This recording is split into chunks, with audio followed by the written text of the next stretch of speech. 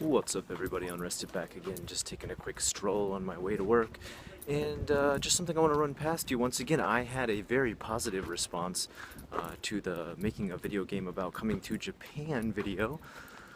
A lot of people were pretty quick to say, yeah, you definitely should make that, but I actually had kind of a conflict with some other people, and I'm not saying a bad conflict or negative conflict in any way, actually, very positive one, and that was the sense of people who said, well, wait, why not do a horror game based on Osoroshi Saturday?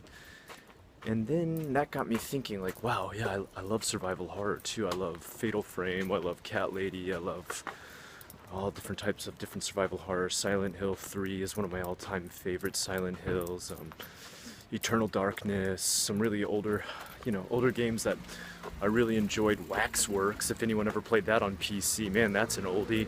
Obscure, so many old ones that I enjoyed, and a lot of the elements of actually scaring you, unlike games like Resident Evil 6, which has totally lost its scare entirely. I'd like to bring back a game that actually had a bit of a scare to it, like Fatal Frame 2 Crimson Butterfly, one of the scariest games I ever played.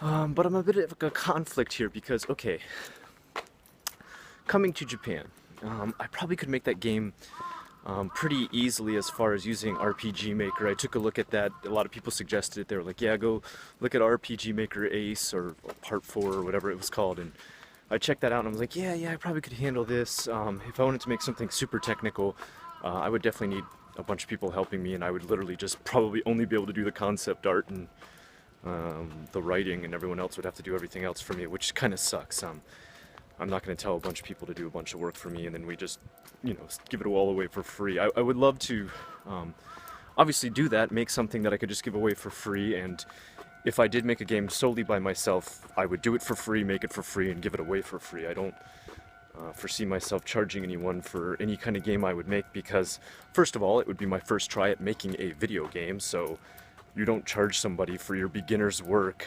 I guess you could. There's certain elements of different careers where you would, but for me personally, my ethos, my personal philosophy, I wouldn't charge anyone for the dilapidated mess that I would make out of a video game the first time I tried. But that being said, I want to ask you to comment below if you had a choice between a game about coming to Japan or a survival horror game based around Japanese myths, monsters, obake, onryo, all different types of stuff, yokai, that was very survival horror-ish. Mind you, if I could, I would not make it combat-based. I don't believe a good horror game is combat-based. Maybe there would be some combat in it, but you wouldn't be some kind of like strong-arm ex-soldier who can shoot everybody in the face.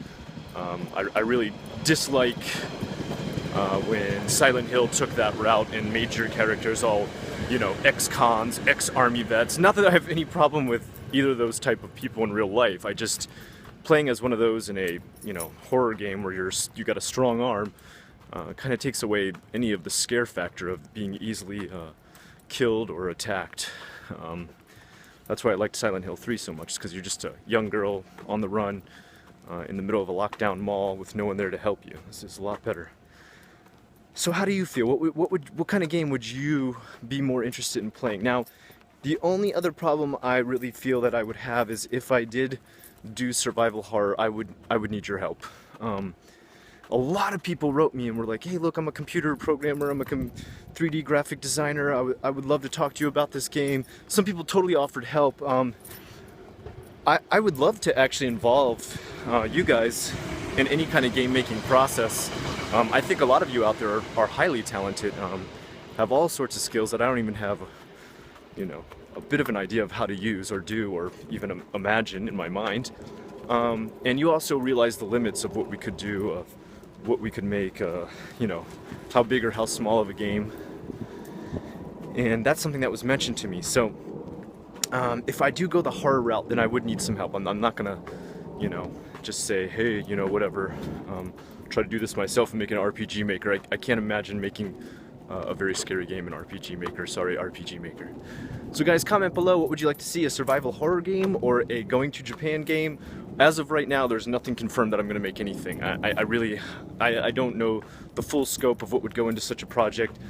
Like I said, I'm merely playing around with the idea in my head. Those people out there who wrote to me like, you don't even know about making a game, you never even made a game, why are you even thinking about it? Like, can I not think about it? Is there thought police out there stopping me from thinking about it? Sorry.